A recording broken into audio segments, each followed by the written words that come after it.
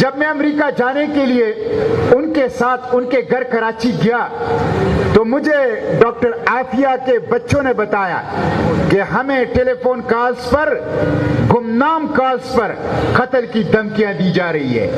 بچوں کو قتل کی دھمکیاں، ڈاکٹر فوزیہ کو قتل کی دھمکیاں کہ امریکہ نہ جاؤ. میں ان کے ساتھ کھڑا ہو گیا کہ میں آپ کے ساتھ جاؤں گا، میں آپ کے ساتھ اس سفر میں شریک ہوں گا، میں آپ کو سہولت دوں گا. اس حالت میں بھی اس خاتون نے ڈاکٹر عافیہ کی رہائی کا پرچم سر بلند رکھا ہے. تو میں ڈاکٹر فوزیہ کو آئرن لیڈی ہے، صنف آہن ہے، مضبوط مثالی خاتون ہے، میں ان کو خراج تحسین پیش کرتا ہوں کہ انہوں نے ڈاکٹر عافیہ کی رہائی کے اس پرچم کو گزشتہ 20 سال سے 2 اشروں سے اس کو اٹھائے رکھا ہے. میں کلائیو اسمتھ کو بھی برطانوی وکیل ہے، برطانوی وکیل ہے، مسلمان نہیں ہے، انسانیت کے رشتے پر 87 قیدیوں کو گوانٹانامو سے رہا کر چکا ہے، وکیل ہے، بین الاقوامی شہرت کا وکیل ہے، ہیومن رائٹس کا وکیل ہے. میں ان کا بھی شکریہ ادا کرتا ہوں کہ جب میں نے ان کو درخواست کر دی، انہوں نے میری درخواست پر ڈاکٹر عافیہ کا کیس لیا ہے. اور آپ کو پتا ہے رضاکارانہ طور پر 1 روپیہ 1 پیسے کا وہ فیس اور وہ رقم اور وہ معاوضہ نہیں لے رہا، پرو بونو رضاکارانہ طور پر وہ ڈاکٹر عافیہ کا کیس وہ کر رہا ہے. میں پاکستان کے حکمرانوں سے کہتا ہوں، بغیرت حکمرانوں سے کہتا ہوں، ایک کلائیو اسمتھ جیسا انسانی ہمدردی بھی ان لوگوں میں نہیں ہے جس نے 87 قیدیوں کو گوانٹانامو سے نکالا. جو ڈاکٹر عافیہ کی رہائی کا کیس وہ پرو بونو رضاکارانہ طور پر بلا معاوضہ لڑ رہا ہے. تو میں کلائیو اسمتھ ہیومن رائٹس کے انٹرنیشنل لائر کو، اس کو بھی خراج تحسین پیش کرتا ہوں. میرے بھائیوں، میں نے آپ کی بہن ڈاکٹر عافیہ سے کس حال میں ملاقات کی؟ میں نے ان سے اس حال میں ملاقات کی کہ وہ زنجیروں کے اندر باندھی گئی تھی. جیل کے اندر ایک چھوٹے سے کمرے میں 1 مربع میٹر کا شیشہ لگا کر شیشے کے اس پار کرسی پر ڈاکٹر عافیہ بیٹھی تھی. شیشے کے اس پار کرسی پر ہم تینوں، میں، ڈاکٹر فوزیہ صدیقی اور ہمارے وکیل کلائیو اسمتھ بیٹھے تھے. ہم ایک دوسرے کو دیکھ سکتے تھے لیکن بہن بہن سے مل نہیں سکتی تھی، بہن بہن کو گلے نہیں لگا سکتی تھی، بہن بہن کو اپنے ساتھ لگا نہیں سکتی تھی، ان کا غم ہلکا نہیں کر سکتی تھی. ہم ریسیور کے اوپر ایک دوسرے کو دیکھ کر، ٹیلی فون ریسیور کے اوپر ایک دوسرے سے بات کرتے تھے. اور مجھے کلائیو اسمتھ نے بتایا کہ میں نے 87 لوگوں کو گوانٹانامو سے رہا کیا ہے.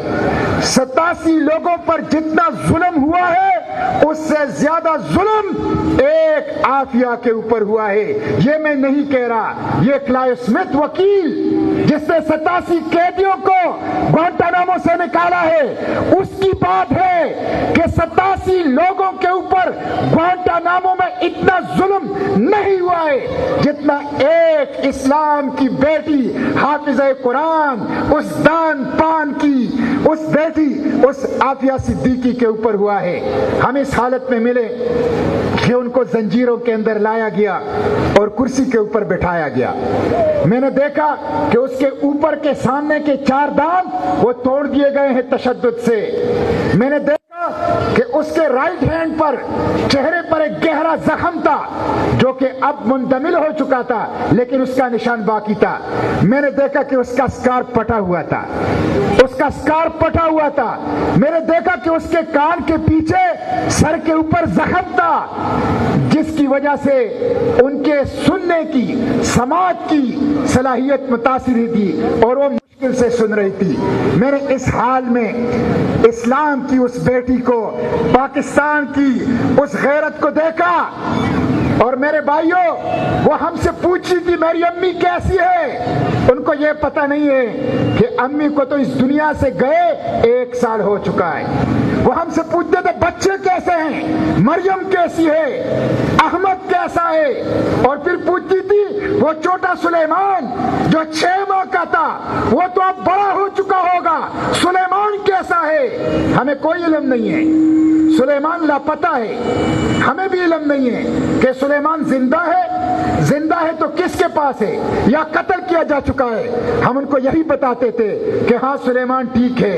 ہمیں بھی سلیمان کا پتہ نہیں ہے کہ سلیمان کہاں ہے, سلیمان زندہ ہے یا سلیمان کو قتل کر دیا گیا ہے. میرے بھائیوں, جس حصے میں جیل کا اس کو رکھا گیا ہے, جب آپ اس جیل میں جاتے ہیں اتنے موٹے موٹے لوہے کے دروازے ہیں, 1-1 فٹ اس کی چابیاں ہیں, اور جب وہ دروازے کھلتے ہیں گڑگڑاہٹ کی آواز آتی ہے. ہر طرف زنجیریں, ہر طرف بڑی بڑی چابیوں کے گچھے, ہر طرف ہتھکڑیاں اور زنجیروں اور ہتھکڑیوں اور چابیوں کی آوازیں. اس جیل کے اندر جو زنجیروں کی جھنکار ہے وہ آپ کو ہر طرف نظر آئے گی.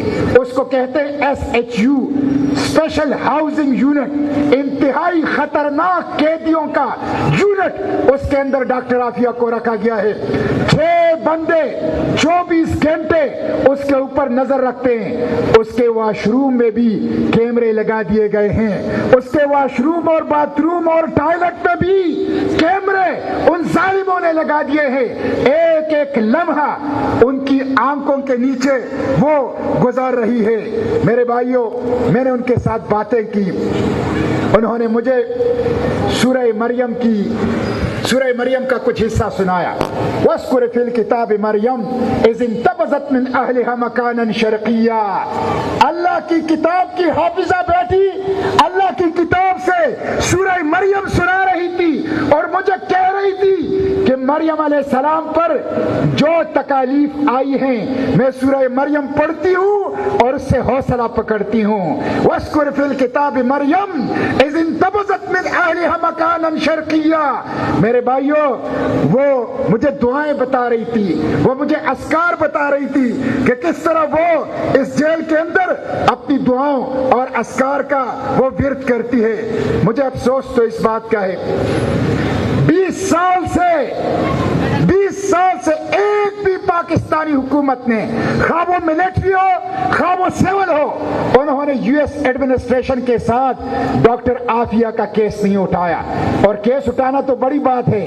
20 سال کے بعد ان کی بہن کو میں لے کر گیا اور ان کی بہن سے ان کی ملاقات کروائی.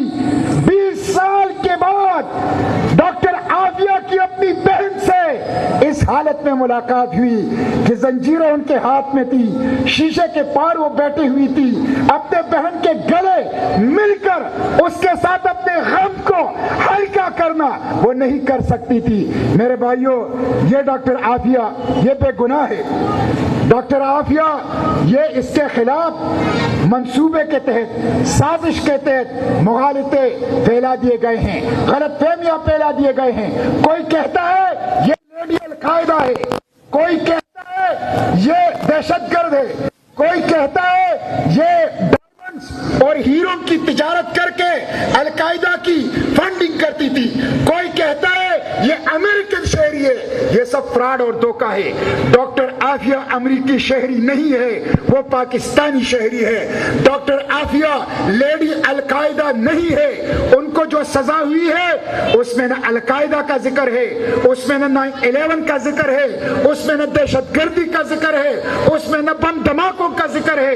اس کو سزا اس پہ ہوئی ہے کہ اس نے غزنی میں امریکی فوجیوں سے 4 امریکی فوجیوں سے بندوق چھین کر ان پر فائر کی, جس سے نہ کوئی زخمی ہوا نہ کوئی مرا.